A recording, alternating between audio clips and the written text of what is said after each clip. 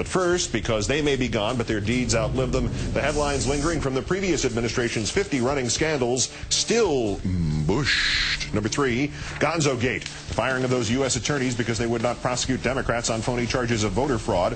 One of them was Todd Graves, ousted as the USA for Western Missouri because he ignored the demands of Bradley Schlozman of the Justice Department to sue Democratic state officials for not purging Missouri voters from the state rolls. That case was so onerous to the true believers inside the Bush administration that not only was Graves fired, but Schlozman was named to replace him. Schlozman, of course, the guy whose email thread proved he was hiring people for non-political jobs at Justice based entirely on their politics. It turns out this purge case, he went personally to Missouri to prosecute, thrown out of court. And now the appeal of that throwing out has been withdrawn by the Justice Department, the Obama Justice Department.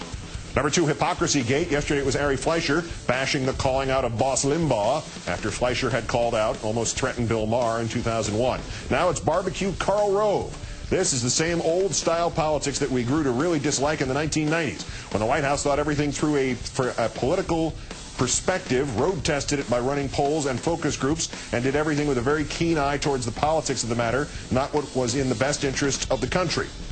The news here is that he said this on Fixed News out loud with a straight face. Degrees of difficulty that, if attempted by a sane man, would require taking 4 Xanax and hitting himself with a ball-peen hammer right between the eyes. Banning stem cell research, Carl, not political. Turning the Justice Department into the Stalinist purge police, not political. Putting the Democratic governor of Alabama in jail, not political. Terrorizing the nation to rationalize a phony profit-making war in Iraq, not political. Carl, to modify an old phrase, you're now an insult to your own intelligence.